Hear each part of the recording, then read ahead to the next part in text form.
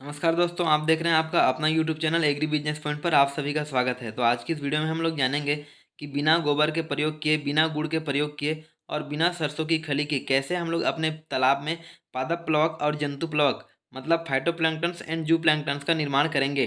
तो पादप प्लवक और जंतु प्लवक का निर्माण करना बहुत ही ज़रूरी होता है, खास करके जो बच्चा हम लोग डालते हैं उसमें मछली का बीज, तो उनके तेज़ी से विकास के लिए ये जो फाइटोप्लैंक्टन्स है उसका बनना बहुत आवश्यक होता है, क्योंकि जो मछली के जो छोटे बच्चे होते हैं उनको खाना या फिर चारा जो है वो दाना खाना नहीं आता है। तो वो मुख्य रूप से प्राकृतिक भोजन पर निर्भर करते हैं। तो प्राकृतिक भोजन यदि हम लोग पहले से तालाब में बना करके रखते हैं तो उनका विकास तेज़ी से होगा।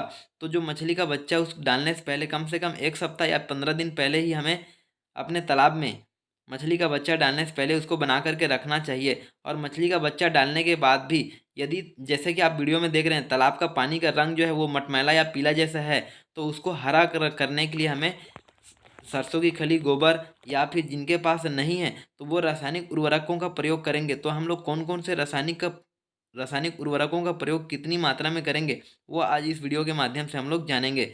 तो चलिए आगे वीडियो में हम लोग समझते हैं कि कौन से उर्वरकों का उपयोग कितनी मात्रा में करना चाहिए। रासायनिक उर्वरक के रूप में हम लोग यूरिया, सिंगल सुपर फास्फेट और एमओपी म्यूरेट ऑफ पोटास का उपयोग करते हैं।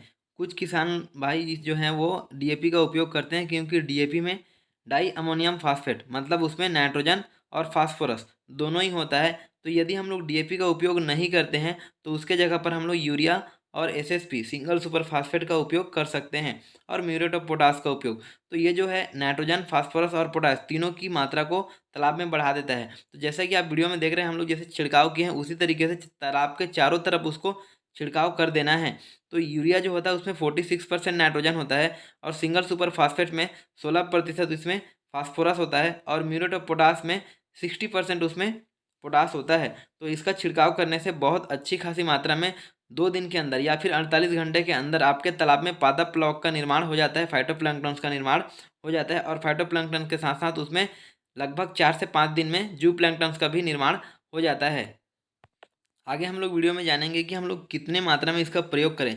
यदि आपका तालाब बड़ा है, 1 हेक्टेयर का तालाब है, कहने का मतलब 2.5 एकड़ का तालाब है, तो उसमें 200 केजी यूरिया और 250 केजी सिंगल सुपर फास्फेट और 40 KG muriate of potash MOP का मिश्रण बनाने के बाद उसको 10 भाग में बांट लेना है। और 10 भाग में बांटने के बाद उसको पूरे 1 साल तक आपको प्रयोग करना है। हर महीने में एक बार आपको तालाब में डालना है, जिससे मछलियाँ बहुत तेज़ी से बढ़ेगी, और मछलियाँ तेज़ी से बढ़ेगी तो आपकी कमाई भी बढ़ेगी। यदि आपका तालाब 1 एकड़ का है तो 1 एकड़ के तालाब में हमें कितना डालना चाहिए, तो उसमें हम लोग 80 किलो यूरिया डाल सकते हैं, और 100 किलो सिंगल सुपर फास्फेट और 16 किलो उसमें एमओपी मतलब म्यूरेट ऑफ पोटास को डाल सकते हैं। तो इनका मिश्रण हम लोग बना करके उसको 10 महीने के लिए हम लोग उसमें हर महीने में एक एक जो भाग है उसको हम लोग प्रयोग करेंगे। यदि आप उसको प्रत्येक महीना अलग से ही उपयोग करना चाहते हैं तो 8 kilo urea, 10 kilo single super phosphate और 1.5 किलो आपको एमओपी मतलब म्यूरेट ऑफ पोटास का मिश्रण बना के प्रत्येक महीना उसको छिड़काव करना है।